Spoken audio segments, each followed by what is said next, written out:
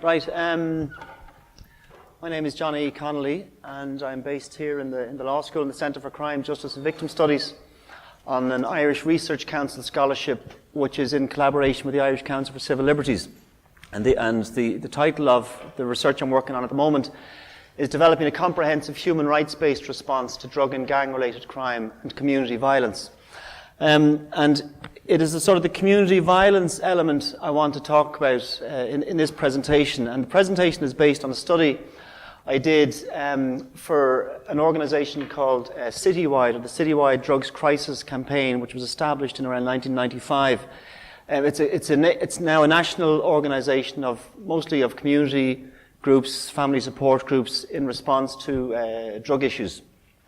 Now, it doesn't just focus on the issue of drug-related crime, but this was an area, the issue of intimidation and debt-related intimidation was an issue that has come to the fore over the last number of years. I want to talk a little bit about the background to that and the impact that the impact it's having that is largely hidden. It's not really on the radar, so that's what this study and discussion is about.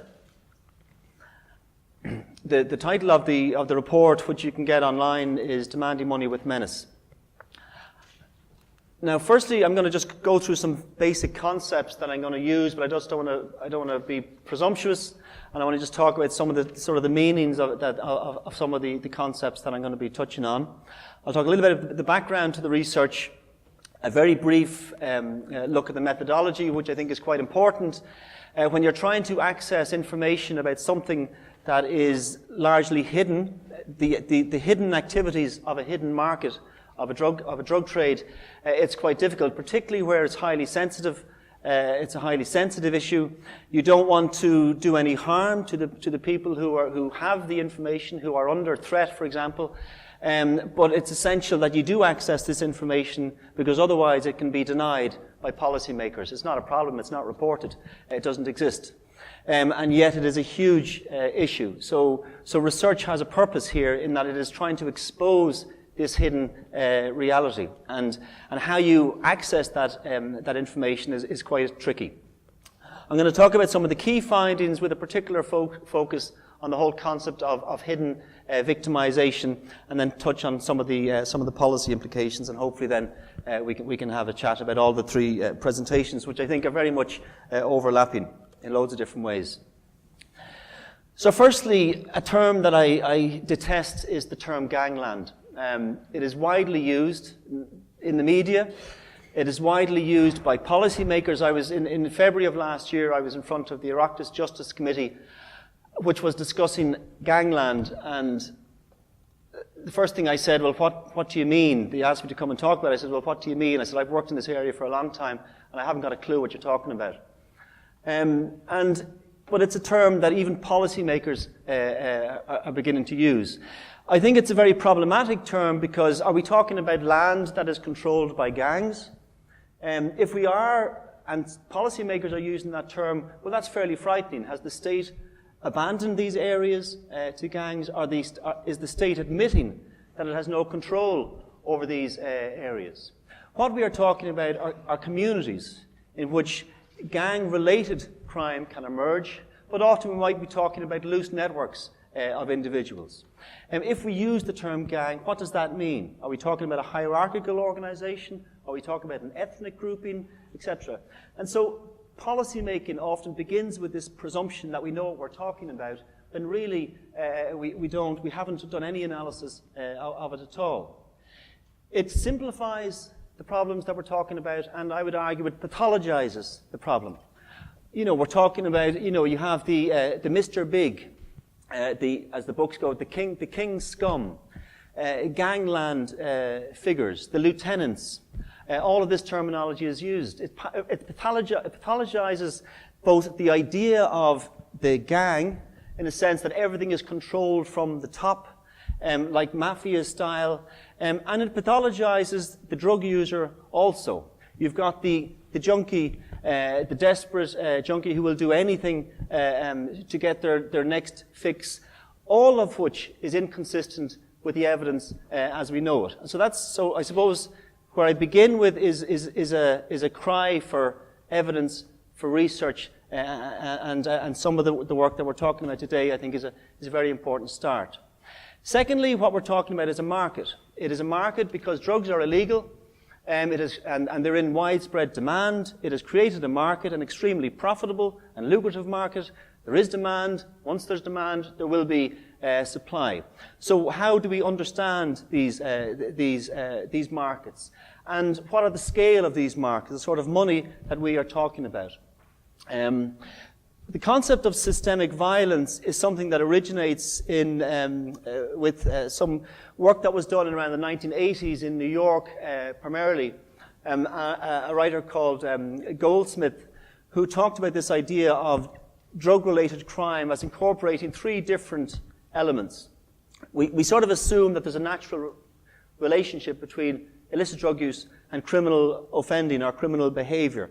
But actually it's quite a complex relationship or nexus between illicit drugs and crime. But generally it's understood as involving three dimensions. Firstly, the psychopharmacological connection, which is that there is something in the drug itself that contributes to the criminal behavior. For example, with alcohol, this is fairly well established, alcohol and violent behavior.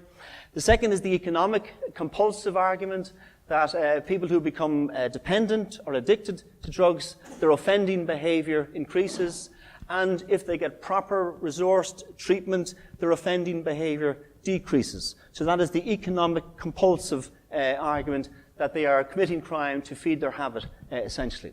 And the final dimension of the drugs-crime connection is the systemic dimension. And that's what I'm going to talk about today. And this is the crimes that involve the illegal, the hidden market, essentially. In research that I have done over the years, most of the crime associated with the illicit drug trade is to do with debt collection. Sometimes you might have crimes around territory, around the control of territory. You might have violence around people who are informers, etc. And of course, you see what's going on in Dublin at the moment, which is quite an unusual situation in that type of violence associated with the feud in Dublin. It's not really a feud, but between the Kinahan and the Hutch groups is quite unusual in that it's not very good for business. But there's a family dimension to it which probably intensifies it, etc.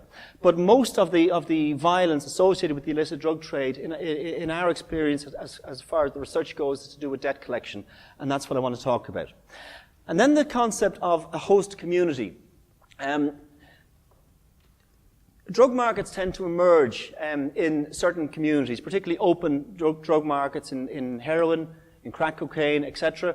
Particularly sort of visible markets, often in areas with high levels of social and economic deprivation. But also the drug trade can bring things, not just sort of negative things into a community.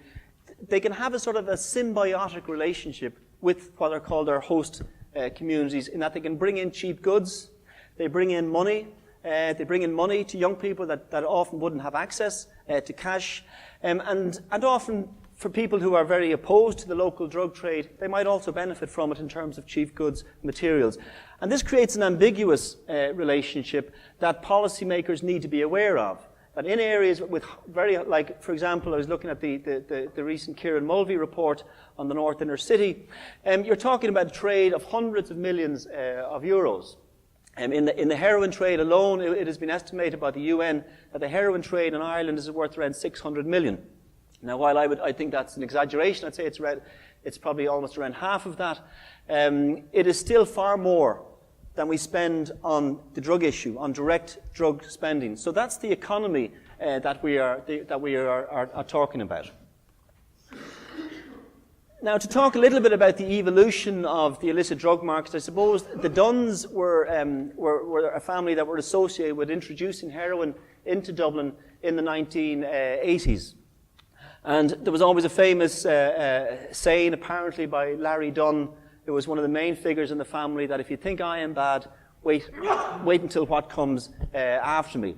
Now, the Dunns, it was said at one stage, controlled around 50% of the drug trade in the city. And what that tells us is that 50% of the drug trade wasn't controlled by the Duns. And that's an important thing to consider, because they were probably the beginning of this idea of the whole drug trade being controlled by the top, by single figures, single individuals. In 1996, you had a sort of a watershed, you could say, in the sense of you had a resurgence of heroin use in the inner city. You had a huge number of drug-related deaths. You had people moving into heroin, a lot of it associated with the consumption of ecstasy as part of the rave culture. People beginning to smoke heroin to come down off ecstasy, and so you had a resurgence of heroin. And then, of course, you had the assassination of Veronica Guerin in the summer of 1996. And there's the state response to that, which was the introduction of a series of fairly severe criminal justice measures. At the same time, more quietly, you had the National Drug Strategy, which was also came about really largely around 1996 with the Rabbit Report, named after Pat Rabbit, which for the first time the state acknowledged that the drug problem in Dublin and in inner city areas was associated with poverty. Now, this was obvious, of course, going back decades, but it had never been publicly acknowledged in policy documents that you had to deal with the issues of poverty if you were going to properly deal with the drugs problem. You then had, I suppose, during the so-called Celtic Tiger period, the emergence of cocaine. Right across the social spectrum, the emergence of crack cocaine in Dublin in around 2005 or thereabouts. And then, of course, what you have now, at least in Dublin, of course, and throughout many other cities around the country, you have a poly-drug situation. You have new psychoactive substances, you have the head shop phenomenon as well, and so you've got a far more complex drug trade, and you have, of course, the dark net, and you don't even need the dark net, you have the internet, basically, so you've got quite a very readily easy access to drugs, and I suppose is a very quick overview of the drug trade. Now, the issue of violence is a bit more complex. And I want to just throw out, firstly, a quote from Tony Gregory, who was interviewed, the late Tony Gregory, who was a TD and very prominent in dealing with drug issues. He said, at the beginning, I do know that in the initial stages of the heroin thing, the most prevalent reaction was one of fear. The people who were involved were known to be heavies, and people were afraid to be burnt out of their flats. They were afraid for their kids' sake. That was him speaking before he died. A quote then from Niamh Hurrican's study, Understanding Limerick, about the impact of what was going on in Limerick on local communities.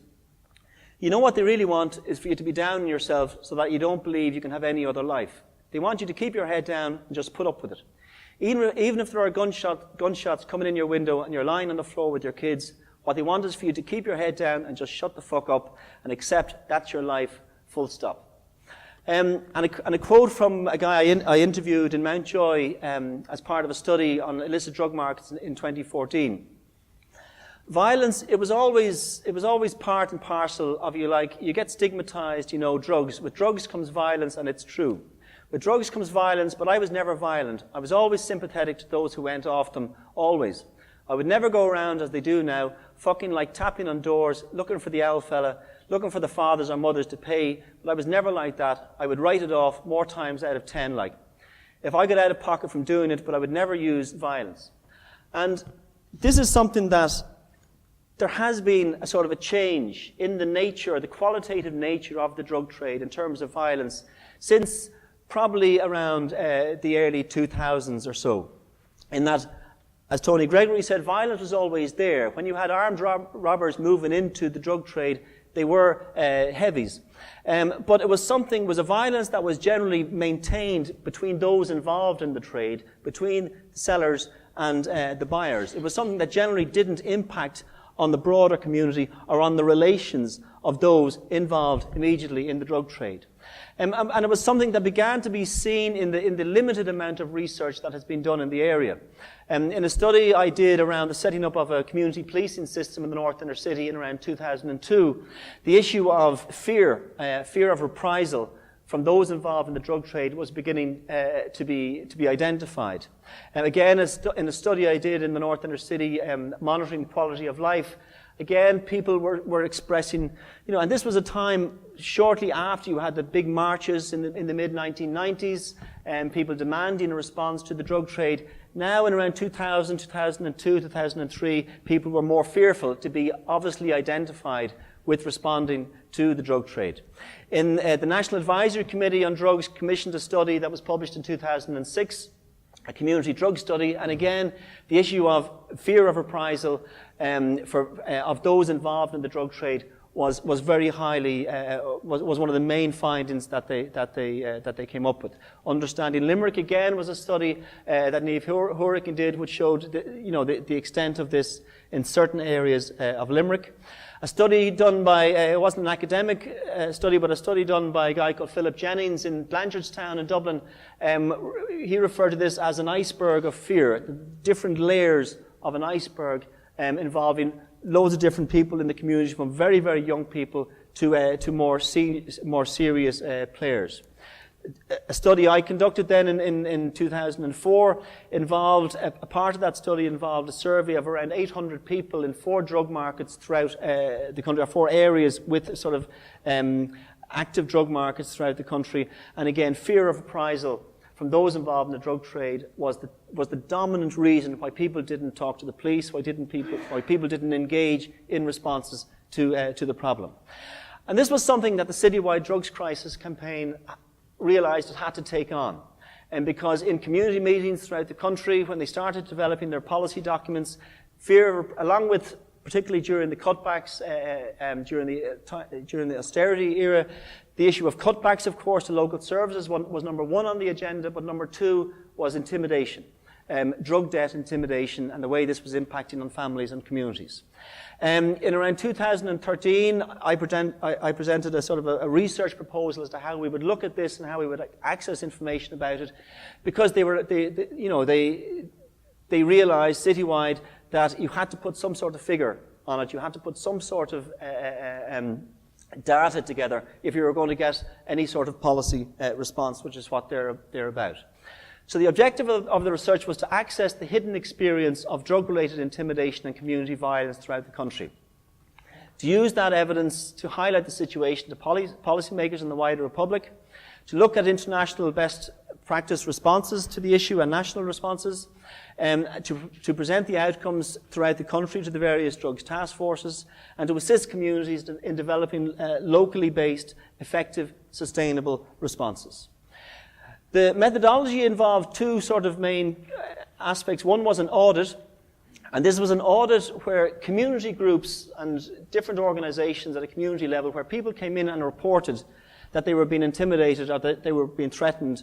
What they would then do is to, in a sort of a questionnaire that I designed, a very simple questionnaire, they would put this data into a questionnaire with some basic information. And it was information that they had and they were dealing with all the time, but it was something that was never been routinely recorded. It would be confidential, anonymous, and not too resource intensive. And then it would be, it involved a sort of an A4 page with 16 tick box questions.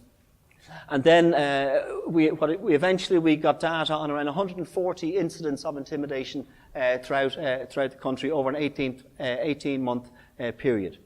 I then conducted a series of focus groups throughout all the tasks, at least 13 task force areas, and a series of focus groups with travellers, with former prisoners, with youth workers, with community safety fora, and with family support workers, totaling 150 people.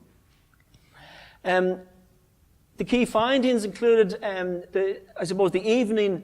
Often we think, and criminological research looks at the way in which crime can become a greater problem after it gets dark. But one of the things that I thought was interesting is the way in which social media has impacted on this, and particularly in the area of debt and intimidation. And that it can happen at any time of day or night. It can be repeated. It can be continuous. Because of social media has provided that means where people can be threatened or intimidated on a 24-hour basis, basically. The intimidation or violence is generally directed at the drug user, the person in debt. And then, secondly, the main person who would be directed would be the mother of the drug user. But it impacted on numerous members of the family, to brothers, sisters, siblings, grandparents, and particularly if debts were paid, or if there was a possibility that debt could be paid. For example, if there was nobody employed in the immediate family, but there was an uncle who had a good job, the debt could be transferred over to the uncle, or the pressure could be transferred over to the uncle, etc. So it impacted everyone, but particularly mothers, and this was something we'll come back to. The incidents were reported to the community centres, etc., mostly by the victim, but also by the victim's mother. And I use victim here, in a sense that they were under threat. They were, of course, people who were involved in the drug trade. They got into debt themselves as a consequence of their drug use. And there also was a sense in which people, as we'll talk about, were entrapped into the drug trade because they might get into debt very quickly. A big issue in Dublin over the last couple of years, at least, I'm not sure about Limerick or elsewhere, is the issue of weed, where people are smoking over a weekend and suddenly at the end of a weekend they're in €200 worth of debt. And they thought they were getting it, it was for free, and suddenly they now have a debt of €200, and they thought, okay, if you just hold on to this bit of drugs or that, etc., or transfer this from A to B, well, then we'll write off half your debt, etc. So people are becoming implicated in the drug trade in that way. Mothers often become key targets because often they're more likely to pay the debt. And to keep it away, if there's a father who's around or a male partner, they might react aggressively to the situation. This is something we found from focus groups. So often mothers would be the target of the debt. It's also, by focusing on the mother, would be a way of flushing out the drug user. Also we found in focus groups often drug users would coerce their mother into paying off the debt, or other family members. So you can imagine the impact that the debt can have within the family home. The main reasons behind the intimidation or violence, of course, were to reclaim a drug debt, or to frighten people, to obtain money, and then often if somebody did pay a debt, well, then they were seen as a soft touch, and then it now just became a form of extortion. To enforce gang control in an area, to enforce silence regarding local drug dealing. These are numerous reasons that were seen to be behind the intimidation or the violence or the threats. The nature of the incidents, from verbal threats, mostly verbal threats, all the way up to physical violence, damage to the home or property. We find a lot of cases of family pets being killed, etc. So a whole range of different forms of intimidation were used. Being forced to carry drugs, being forced to sell drugs, or being forced to hold drugs were also means of paying off a debt, or people being told to pay off a debt. The sort of money we're talking about, in most cases, we're talking about between €1,000 and €5,000, which is a huge amount of money when you think about it. Particularly during times if you've no job, trying to come up with that sort of money is basically impossible. There were many situations where previously people would take credit union loans, and then the credit unions began to realise that loans, were being used to pay drug debts. We're talking about, mostly we're talking about males involved, about 80% of cases, but in most cases it was also groups of peers that were involved in the intimidation. We're talking about from the age of 18 to 35 would be the main group involved, and I was interested in Sean's, we can talk a little bit about this idea of desistance out of crime. We're talking about a very broad number of range of people. There was a general sense amongst everybody that debts had to be paid. That was part of the deal, and this was generally accepted by families. It was ex-prisoners, so I spoke to, there was no doubt about it, debts had to be paid. What actions did families take? Mostly they paid the debt. Very few, only 17% would report the incidents. And for many others, they would simply either take no action, so they'd take a calculated risk. Maybe is this person a heavy? Are they connected to heavies? Maybe I'll pay the debt, maybe I won't. So they're making those sorts of calculations, or they'd simply try and avoid those involved or their families, etc. If they reported it previously, who did they report it to? And mostly people reported to community networks or to community services or to people they knew and people they trusted. And in no cases were people interested in a criminal prosecution. They might report it to the Gardaí on the basis that it wouldn't go any further, or if community groups reported them to the Gardaí, but on the basis that it wouldn't proceed any further. And the main reason they didn't was because of fear of reprisal from those involved in the drug trade. And one of the reasons, of course, is not just fear of reprisal, it's that even if there was a prosecution, that wouldn't end the situation. People can still be intimidated from within prison, so there was no safety net, basically, whatsoever within the criminal justice system as far as many people were concerned. It just didn't have an answer for them. There's a range of consequences. You can get these presentations. I know I'm getting a nod here from Owen, so I don't want to sort of be inconsistent with the other two presenters who were both on time. So there's a range of consequences, obviously, which we can all understand. Impact on the home and family life is massive in terms of trying to deal with these issues on an ongoing basis within the family home and within family relationships. Fear for safety in the local area. And this is, I suppose, one of the important points about this is that when we talk about fear of reprisal, when the Central Statistics Office conducts its victimization studies every couple of years, it asks people, were they ever a victim of crime? And if they were, did they report the crime? And if people say, I was a victim of crime, but I didn't bother reporting it, there's a list of reasons why people don't report crime. I couldn't be bothered, there was no point, the guards wouldn't do anything, the guards couldn't do anything, there was no insurance claim, etc., etc., right down to fear of reprisal. That never appears, really, as a reason why people in general society don't report a crime. And the reason they don't is because it's very unlikely that they're going to know the offender. However, in this type of research, fear of reprisal is the number one reason why people don't report crime. And it shows you the way in which drug-related crime is class-specific, you could say. It doesn't impact broadly across society in the same way. Young people, some of the issues, I suppose, coming out of it, the issue of intimidation in school was a major figure. Fear of attack over debt in school, young people being forced to hold drugs, youth and community workers facing very difficult situations as to how to deal with this issue. Can they report it? Who they report it to? What can they actually do? What sort of support can they provide either to young people or their families? A belief sort of that there's very little that can be done. Workers are afraid to speak about it to Gardaí. Someone in the community view community workers themselves as rats, and people feel intimidated going to work trying to deal with it. People struggling to pay debts.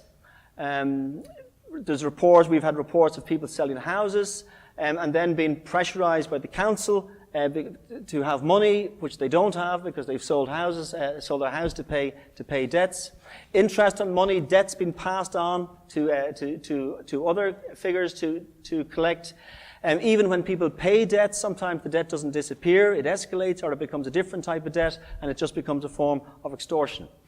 To finish, I suppose, the 6 key issues that we need to look at further. Firstly, the issue of recording information. This is all hidden data, basically. It's something that is generally not reported, and even if it is reported, it is not recorded by the Gardaí anywhere generally. What we're looking at the moment with work I'm doing with some community groups in Dublin is looking at community impact statements, a way of trying to identify the impact of drug-related crime on a community, how you can sort of count it effectively. How mothers, there is a strong gender dimension to this issue, and the targeting of mothers is an issue that I think requires particular attention. What supports can be provided? Dealing with young people and the pressure on young people in terms of gang formation, being pressured into involvement in gangs. Supporting community services. who are confronting and dealing with these types of issues on a day-to-day basis. Often it takes massive resources dealing with, particularly with deaths, because they can escalate. And a problem can escalate from verbal threats to serious violence, and this can take up to 6 months, a year, where community workers are trying to deal with this and negotiate solutions to it with limited support. People's fear of reprisal and their unwillingness to engage with the authorities, I think, is a crisis for the criminal justice system. How that is addressed is something that I think we can discuss, and I think it's similar to Nicola's presentations, that this is happening outside of the official system. And then, of course, then coming back to the nub of the issue, and I'll finish with this, is the issue of drug supply and engaging with the reality that drugs are illegal. This creates a market, and these are the consequences of that market. And policymakers have to address that question, the so-called war on drugs, and the impact it is having, and whether that policy of criminalisation is a legitimate policy to continue with. So, thank you.